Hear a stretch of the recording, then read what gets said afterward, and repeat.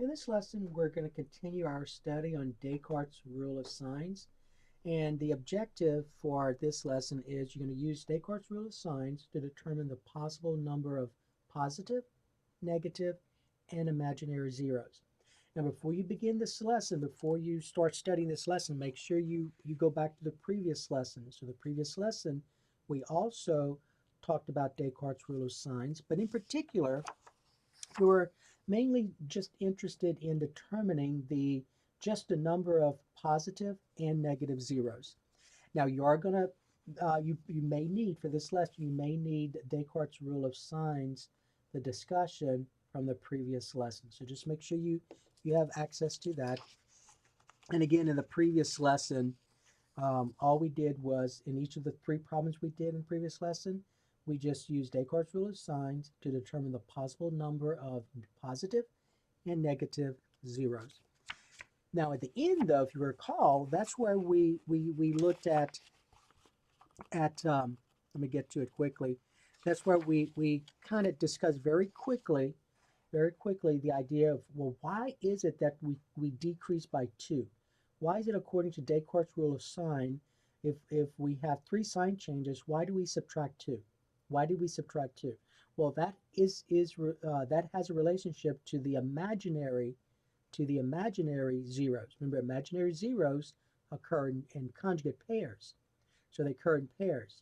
All right, so if you have any imaginary zeros, it'll be an even number. You're either going to have 2, 4, 6, and so on. Okay, so that's why we decrease by 2. So if you have 2 of them, then we have to subtract 2 from 3 to get 1, because 2 plus 1 is 3. And that 3 here, remember, if the degree of your polynomial is 3, that means you're going to have 3 zeros, whether they're real or imaginary or a combination. All right, so in this lesson, you're going to discuss this in terms of a table. So that's what we're going to do right now. So in terms of the table, let's determine the possibilities for the number of positive, negative, and imaginary zeros. Okay, so again, let's start looking at an example.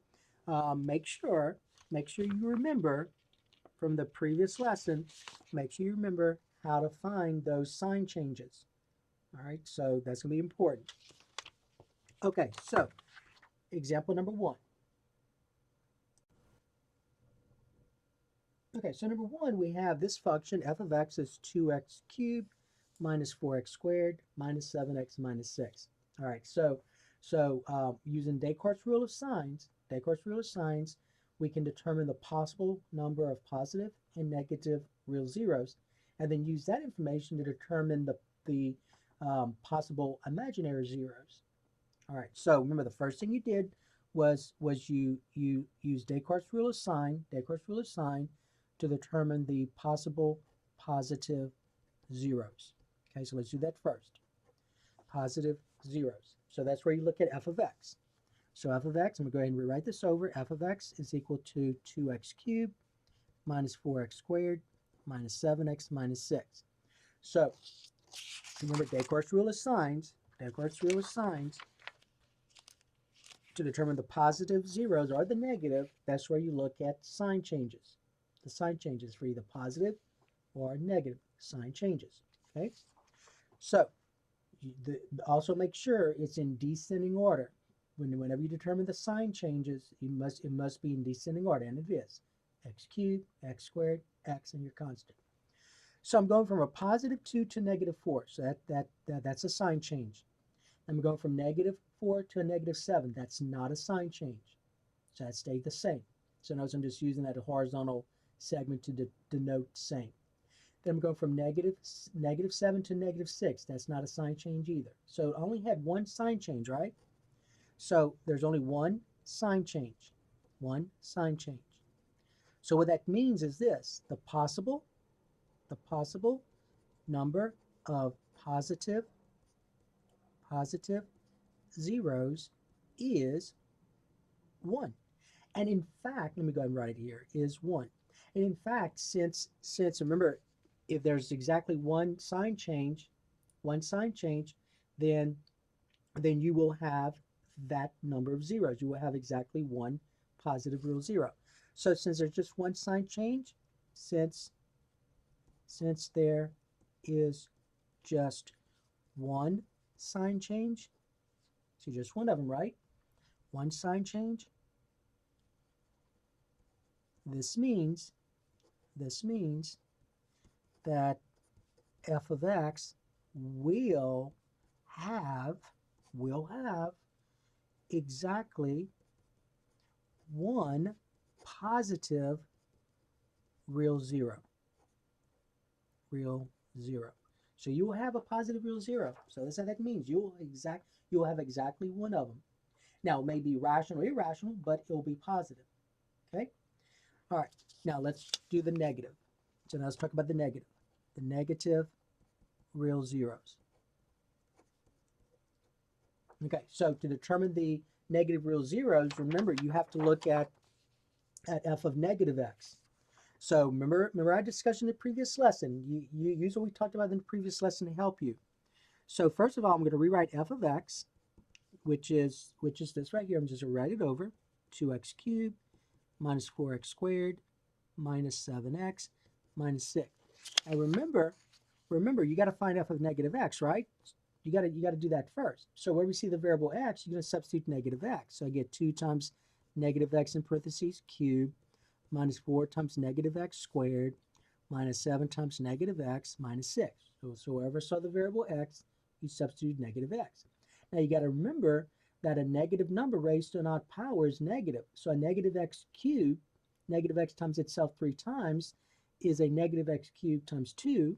So that's going to be a negative 2x cubed. Remember in our previous lesson we discussed this. When you're finding f of negative x, if the exponent is odd, then all you're doing is changing the sign of the coefficient. So 2 becomes negative 2. So 2x cubed becomes negative 2x cubed. A negative x times itself is a positive x squared. So negative 4 times a positive x squared is a negative 4x squared. So whenever the exponent's even, the terms stayed the same. Negative 4x squared, negative 4x squared. So that was something we discussed in the previous lesson to help you to deal with finding f of negative x, so you don't make an easy mistake. And then a negative 7 times a negative x is a positive 7x. We knew that had to change because the exponent here is odd, x to the first. So negative 7x better become positive 7x, and the constant always stays the same. Okay, so that's f of negative x. Now let's talk about the sign changes. I'm going from negative to negative, that did not change. I'm going from negative 4 to positive 7, that's a change. I'm going from positive 7 to negative 6, that's another change. So I have two sign changes. Two sign changes. So what does that mean? Well, remember, you got to remember this. Regardless of whether you're looking at positive or negative, you remember that little r part, the b part in each case, you subtract by 2 each time. And remember that has to do with the possibilities for the imaginary zeros, because imaginary zeros occur in conjugate pairs. Okay, so two sign changes. So this means this. So this means that the possible number of negative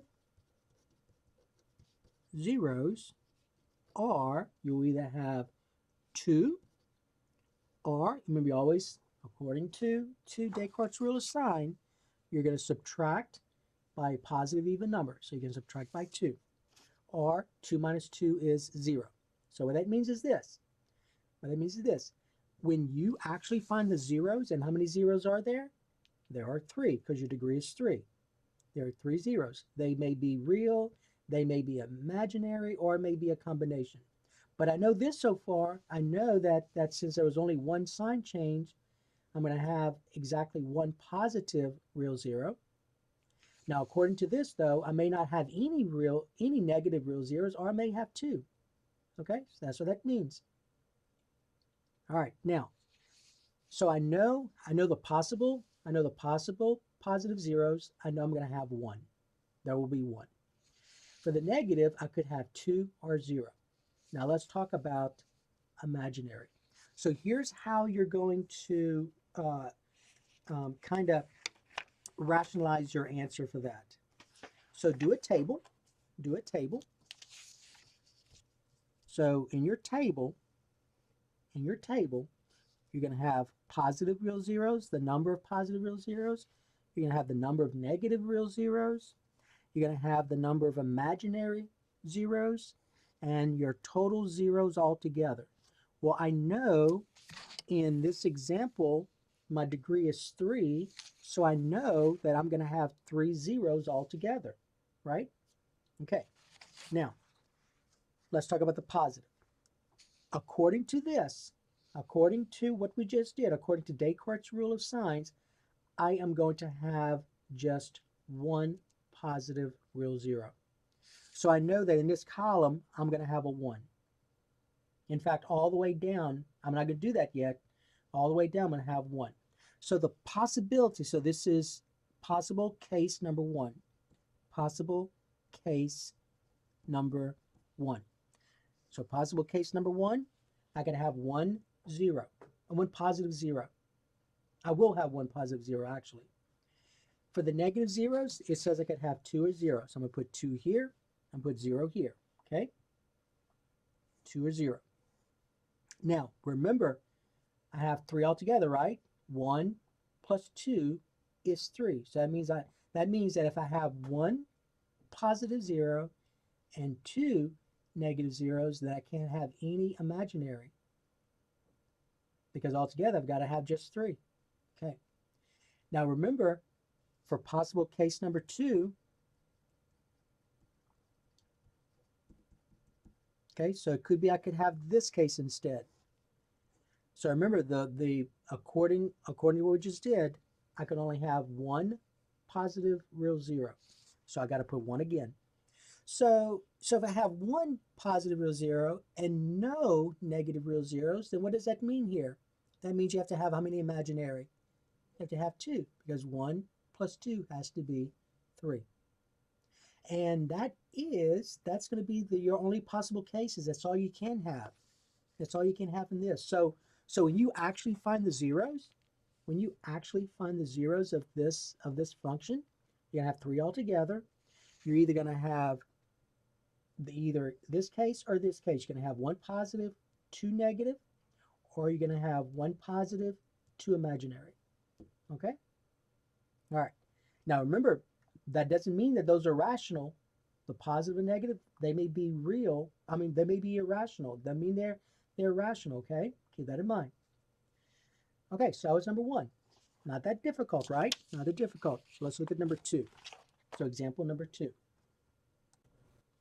Okay, so before we look at example 2, I just want to remind you something from the previous lesson. Remember the conjugate zeros theorem?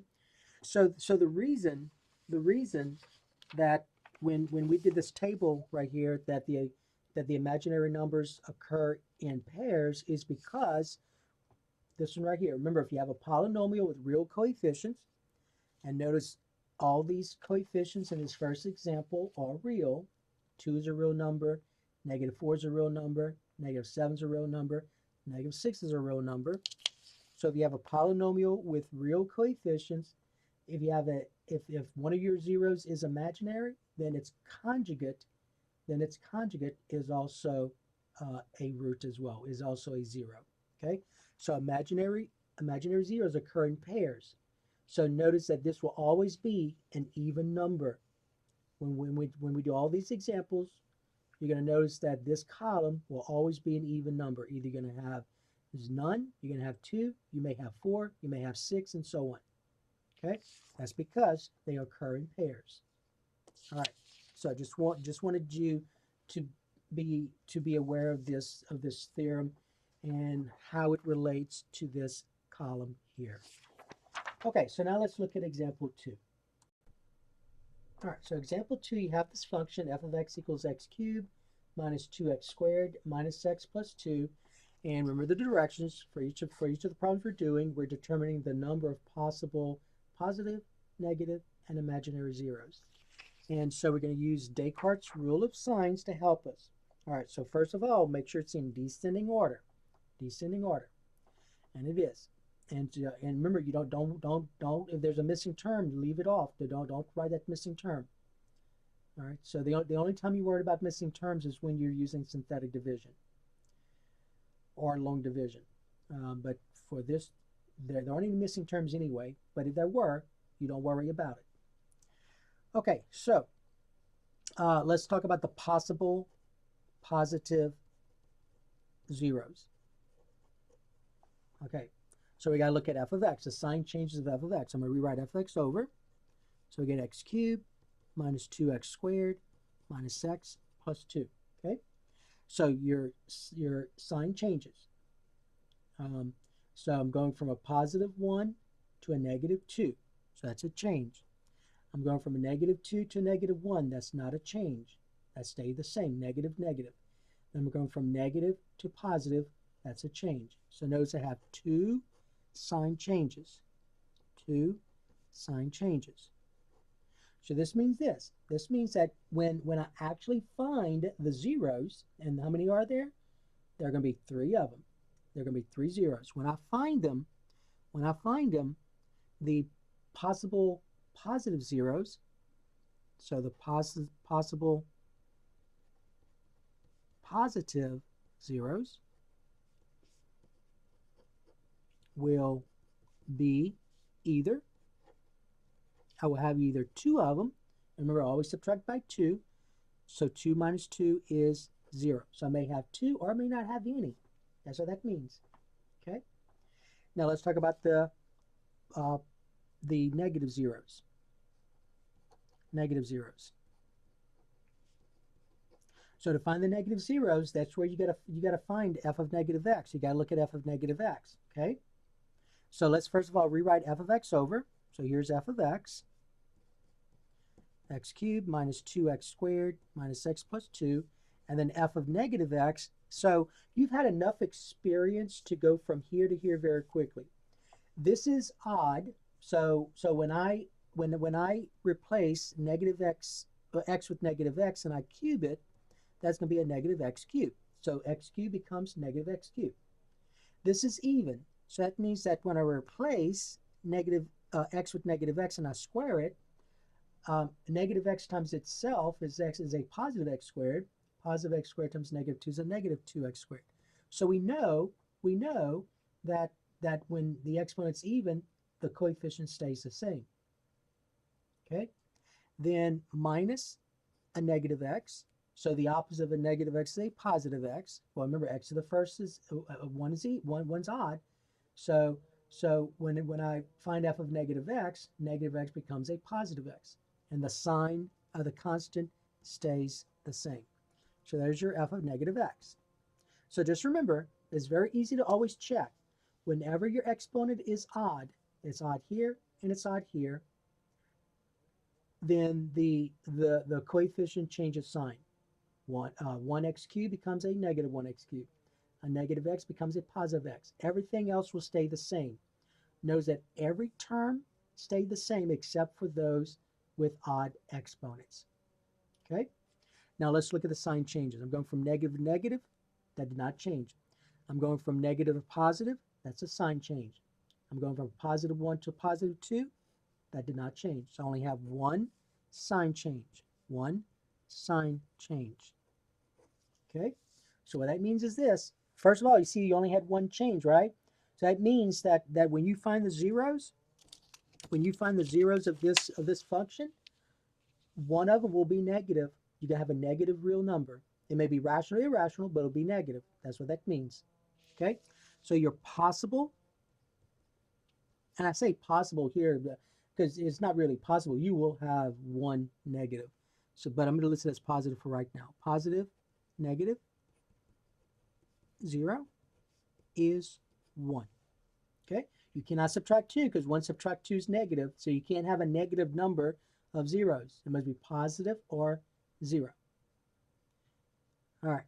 Now, let's talk about the imaginary. So now to actually answer this question, so to answer this question, determine the number of possible positive, negative, and imaginary zeros.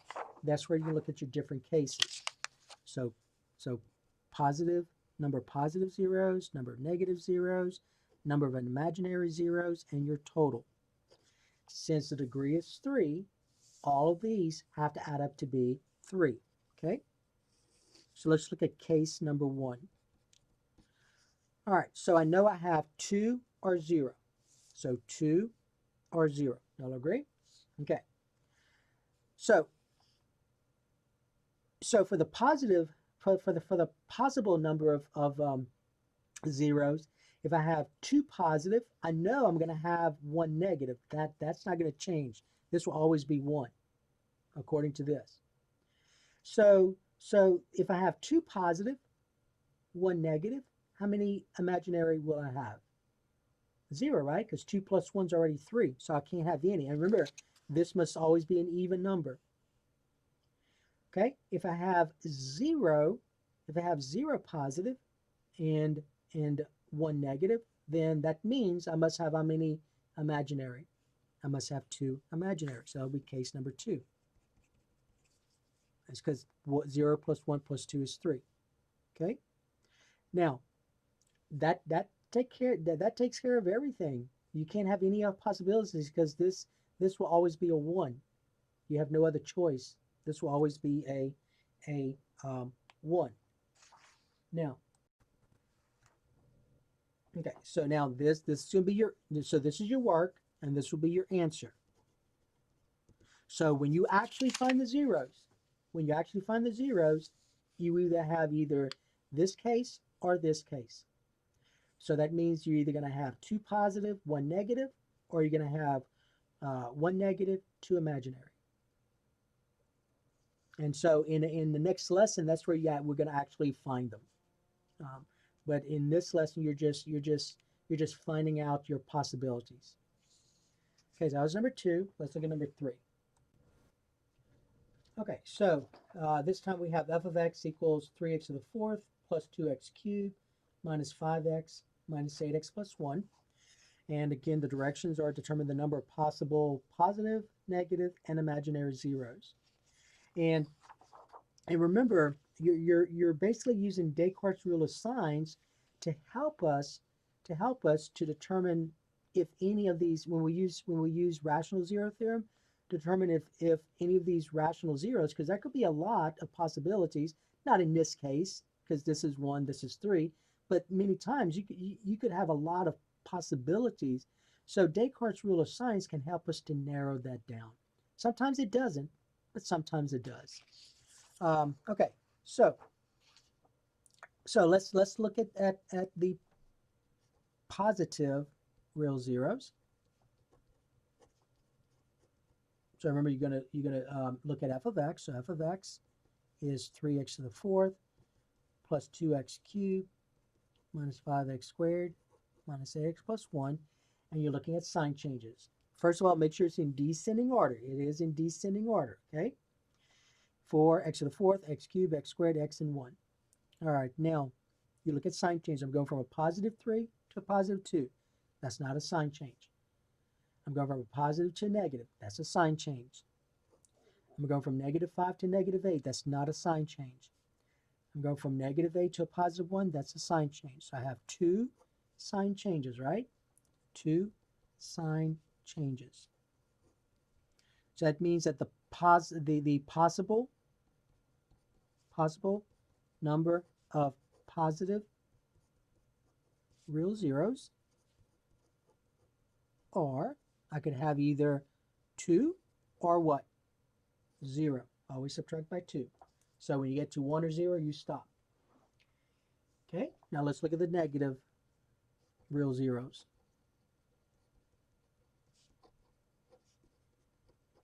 All right, now to do that, remember that's 2 or 0. So to do that, remember you got to look at f of negative x. So you must look at f of negative x. So let's first of all rewrite f of x.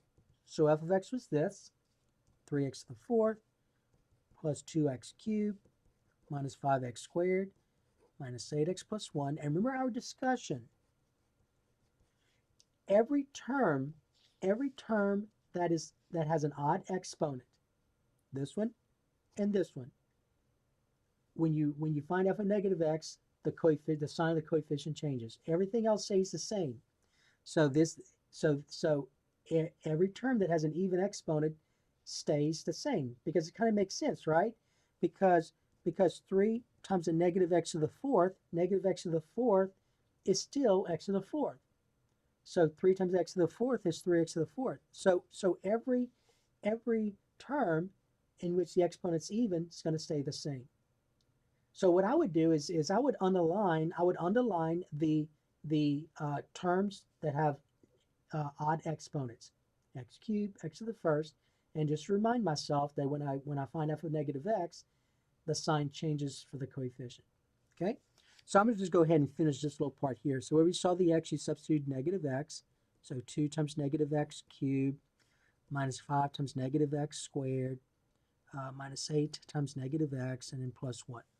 But from our discussion, we know that I can go from here to here without having to do this. So this is odd, so that's become negative 2x cubed. This is even, so that stays the same. This is odd, so it becomes positive 8x.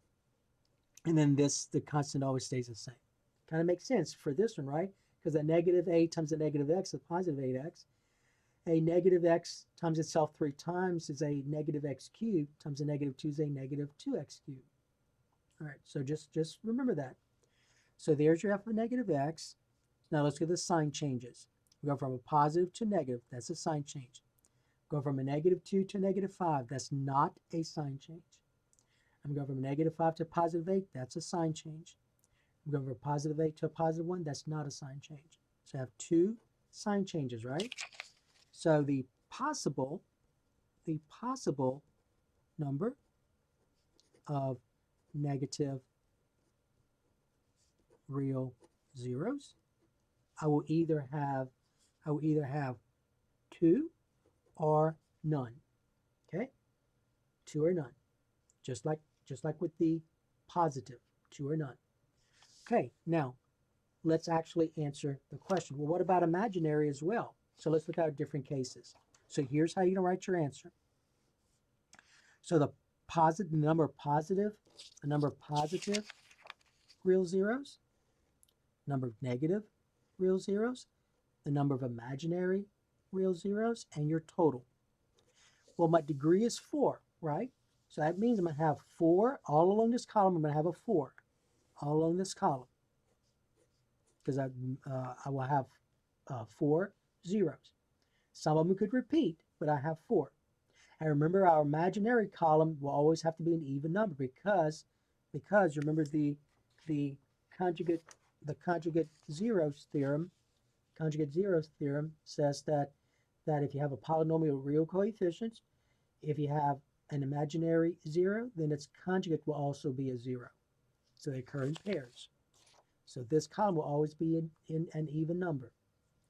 Okay, now let's start filling this out. So this is the possible case number 1. So case number 1, I can have this situation. I can have, so remember I had 2 or 0 for positive, right? So I'm going to put 2, 0 here. Okay. For negative, I had 2 or 0, right? So let's do that. Let's do like that first. Okay. So I can have 2 positive, 2 negative, and then how many imaginary? None, because 2 plus 2 is already 4. Or I can have 0 positive, 0 negative, and they could all be imaginary, right? Makes sense because they occur in pairs. So 4, okay? Or I could have this situation. Now listen carefully to this. Okay, you want to list all your possibilities. So this is case number 2, but you're not done because remember I can have 2 positive, right? I can have 0 negative, or I can have 2 imaginary. Kind of makes sense still, right? Because according to this, I can have 2 or 0 negative, 2 or 0 positive. So if there's a situation where I could have 2 positive, 0 negative, and the other one would have to be imaginary. 2 plus 2 is 4. So that was case number 3. Or, now listen carefully, I could have 0 positive, 2 negative, 2 imaginary, couldn't I? 0 plus 2 is 4. So this would be case number 4. And that's about all you can do. You can't have any other situation. This is it. Okay, so you got to think about all the possibilities. See, 2 or 0, 2 or 0. Just make sure you exhaust all possibilities. 2, 2, 0, 4, 0, 0, 4, 4, 2, 0, 2, 4, 0, 2, 2, 4. Okay. All right. So that's number 3. So that was number 3. Okay. Let's look at another example. All right, let's suppose we had this one. So we need to determine the possible number of positive, negative, and imaginary zeros. So we can use Descartes' rule of signs. So first of all, let's talk about the positive real zeros. So to determine the positive ones, you look at f of x. So f of x is this. So I'm going to rewrite it over. And remember, must be in descending order, and it is. And now we look at the sign changes. I'm going from a positive 1 to a negative 6. That's a sign change. Going from a negative 6 to a negative 3. That's not a sign change. Going from a negative 3 to a positive 7. That's a sign change. Going from a positive 7 to a negative 8. That's another sign change. Going from a negative 8 to a positive 1. That's another sign change. So I have 1, 2, 3, 4. 4 sign changes. Okay? So that means that the possible number of positive zeros are, I'm going to have either 4, always decrease by 2, or 2, or what? 0. I'm going to have 4, 2, or 0. I can have 4 of them. Now remember, the degree is 5, right? So I'm going to have 5 altogether, 5 zeros altogether. Some may repeat, some may be imaginary, some may be real, but I'm going to have 5 altogether. For the positive, though, I can have at most 4, or I could have 2, or I may not have any. That's what this says. Okay, now let's look at the negative. Negative real zeros. To determine the negative real zeros, and I'm going to do this quickly here. So remember, let me go ahead and rewrite f of x. So I'm going to do this first. F of x is x to the 5th minus 6x to the 4th minus 3x cubed plus 7x squared minus 8x plus 1. So f of negative x, remember what happens. What I would do is I would underline the terms with the odd exponent. These right here. That means that when I find f of negative x, those are the only ones that will change. And the sign of coefficient changes. In other words, x to the 5th becomes negative x to the 5th. These stay the same. The terms with the even exponents stay the same. So minus x to the 4th. Negative 3x cubed becomes a positive 3x cubed. This stays the same. Negative 8x becomes a positive 8x, and then plus 1. Okay? Now let's look at the sign changes. Negative to negative stays the same. Negative to positive, negative 6, positive 3, that's a sign change. Positive 3 to positive 7, that's a sign change. That stays the same. Positive 7 to positive 8 stays the same. Positive 8 to positive 1 stays the same. I only have one sign change. Now remember, remember Descartes' rule of signs. So you only had one, right? You only had one variation in sign. So that means that you will have exactly one negative real zero. All right, so somebody lists as a possible number of negative real zero is 1. Okay? Now, let's talk about the imaginary as well. So this will be your table will be your final answer. So the number of positive real zeros, number of negative real zeros, the number of imaginary real zeros, and the total altogether.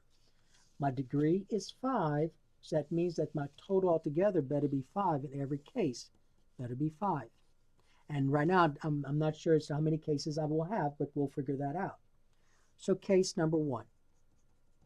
I can have 4 real zeros, 2 positive zeros, 4 positive zeros or none. So I'm going to put 4, 2, 0 here. Okay? All right, now let's talk about the negative. Now listen carefully to what I'm about to say. You know how many negative real zeros you're going to have. How many will you have? Just one. So that means that all across here, you're going to put a 1 because you know that's all you will have. You're not going to have any situations like we did with a positive here. Now let's talk about the imaginary. 4 plus 1 is 5. So that means I won't have any.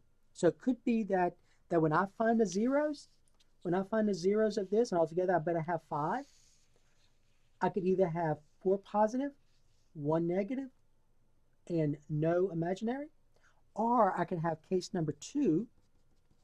I could have 2 positive, 1 negative. 2 plus 1 is 3. So this must be what? 2, or 2 imaginary. Case number 3, I could have 0 positive, 1 negative, and altogether 4 imaginary. 4 plus 1 is 5. And that's about all you can do here. You don't have any other situation. So when you actually find the zeros, then this will be one of these will be the situations you will end up with. Okay, so that was number 4.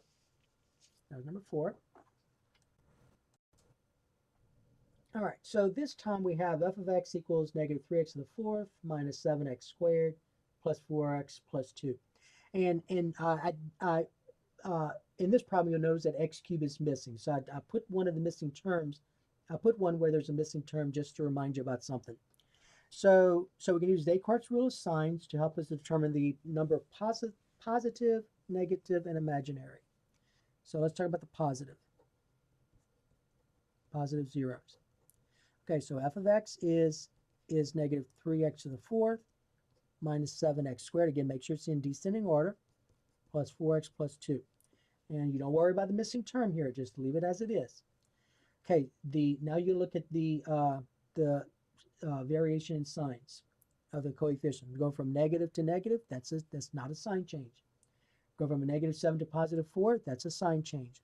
Going to positive 4 to positive 2. That's not a sign change. I only have one sign change. Okay? All right, one sign change. Okay, so that means this. That means that the possible number of positive zeros is 1. And in fact, since there's only one sign change, when I find the zeros, there will be one positive 0. There's no choice. You're going to see there will be 1. Now let's go about the negative zeros. Okay. Now to find the negative zeros, that's right. You have to look at f of negative x. So I'm going to rewrite f of x first. Negative 3x to the fourth minus 7x squared plus 4x plus 2. And remember, you got to find f of negative x. So you know the shortcut now, but I'm just going to remind you what you would do if you need to do this. Where we see the variable x, you would substitute negative x. So I get negative 3 times negative x in parentheses to the fourth minus 7 times negative x squared plus 4 times negative x plus 2. But we know that when I simplify this, the terms that have the exponent being odd, like this is the only one here, that's the only one that's going to change. All the others will stay the same. So what? Negative x to the fourth is x to the fourth. X to the fourth times negative 3 is negative 3x to the fourth. So notice it stayed the same. Even exponent, the terms stayed the same. Same thing here. Negative x times itself is x squared. X squared times negative 7 is negative 7x squared. 4 times the negative x is negative 4x, and then plus 2. So remember, this was the only one that should have changed. Now let's look at the sign changes. Negative to negative is not a sign change. Negative to negative is not a sign change. Negative to positive is a sign change. So you have one sign change. So that means that the possible number of negative zeros is 1. In fact, since there's only one sign change, you will have just one negative 0. So now let's look at our situations. So the positive, number of negative, number of imaginary, and the total. So my degree is 4, right? The degree is 4. So that means I'm going to have 4 um, zeros altogether. Okay, now here's what I want you to think about. So, so the positive is just 1. The negative is just 1. So that means this. That means this is 1, this is 1. So that means 1 plus 1 is 2, right? You need 4 altogether, so what must this be? 2. And I want you to notice something. That's all you can have. You can't have anything else, right? So that means that this is the only possibility. That's the only possibility. Because each one of those said that you will have just one, and that's it. So that means you better have 2 here. All right, so when you find the zeros, of this function, when you actually do this, you're going to notice that 1 will be positive, 1 real 0 will be negative, and the other 2 zeros will have to be imaginary. Okay, now these zeros could be irrational. They may not be one of the rational numbers listed when you do the rational zero theorem, but they will be real. Okay, so that's all you have for that one. All right, let's do one more. So this will be number 6. All right, so this is number 6. So you have f of x equal 4x to the 5th minus 7x squared plus 2x plus 5x minus 2. Okay, now, so want you to notice that this is not in descending order, right? See, this is not in the correct order. And you're also missing x to the 4th, but that doesn't matter. So let's put this in descending order. So in descending order, I have f of x is equal to 4x to the 5th plus 2x cubed minus 7x squared plus 5x minus 2. Okay? All right. So remember, descending order. Descending order. So whenever you're using Descartes' rule of signs, your polynomial must be in descending order. Okay. Now let's talk about the positive. Positive real zeros. So we're going to look at the sign change. So I'm going to go ahead and rewrite this over. So we have 2x cubed minus 7x squared plus 5x minus 2. All right, so I'm going from a positive to a positive. That's not a sign change. Going from a positive to a negative 7, that's a sign change. Going from a negative 7 to positive 5, that's another sign change. And I'm going from a positive 5 to a negative 2, that's another sign change. So I have 1, 2, 3 sign changes. 3 sign changes. So that means that the possible number of positive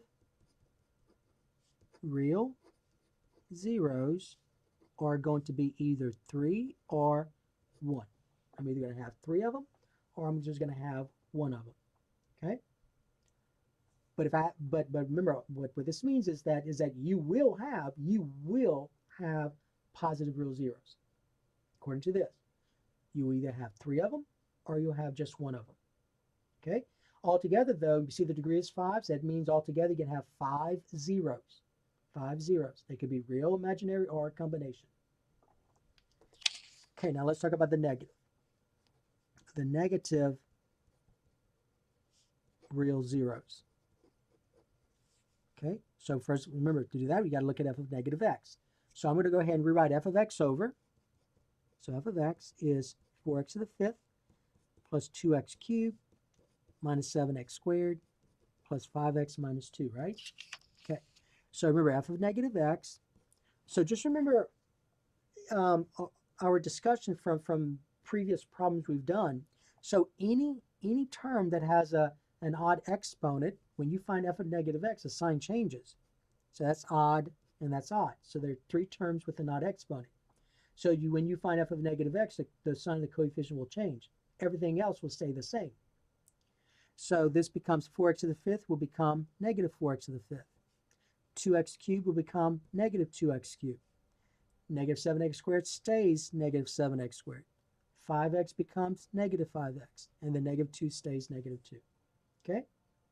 Now let's go about the sign changes. I'm going from negative to negative. That does not change. I'm going from a negative 2 to negative 7. That does not change. I'm going from a -7 to a -5. That does not change. I'm going from -5 to -2. That does not change. So I don't have no sign changes. Okay? So what does that mean? Well, that means, so this means that you have no negative real zeros. That's what that means. So when you say the possible number of negative real zeros, you will say none, zero of them. There are zero. Okay? Now let's talk about our, so remember we have 5 altogether though, right? We have 5 zeros altogether. So let's talk about our possibilities. Okay, so here we go. Number positive, number of negative, number of imaginary, and the total. So altogether, I know I'm going to have 5 because that's my degree. Okay? And I know that my negative, I don't have any. I don't have any. So I know that all across here, whenever I do all these, I'm going to have a 0 all across. Okay? I also know that for the positive, I'm either going to have 3 or 1. So I'm going to put a 3 and a 1 here. And then I may need some other columns, but we'll talk about that. So if I have, so case number 1. So when I find the zeros, I could either have 3 positive. I'm definitely going to have no negative because I know that. So that means that I'm going to have how many imaginary? 2. So 3 plus 2 is 5. Okay? So, or I can have 1 positive, 0 negative. I know I can't have any negative real zeros. So that means I'm going to have to have how many imaginary? 4, because 1 plus 4 is 5. And remember, the imaginary column must always be an even number because imaginary zeros occur in conjugate pairs. And that's all you can do for that one. So you, in this case, in this problem, you only have 2 possibilities. So when you find the zeros, of this polynomial, this is the situation that will occur. Either one of these 2 will occur. You're either going to have 3 positive, 2 imaginary, or 1 positive, 4 imaginary. Okay? All right, so that's going to take care of our second lesson on Descartes' rule of signs. And remember, all we did here in this particular lesson was we also talked about the number of imaginary zeros. So when you do the problems that ask you to determine the number positive, negative, and imaginary, the answers need to be written as a table. All right, so you would list your different cases. So case 1, case 2, case 3, case 4, however many cases you will have. Okay? All right, so that's the end of this lesson.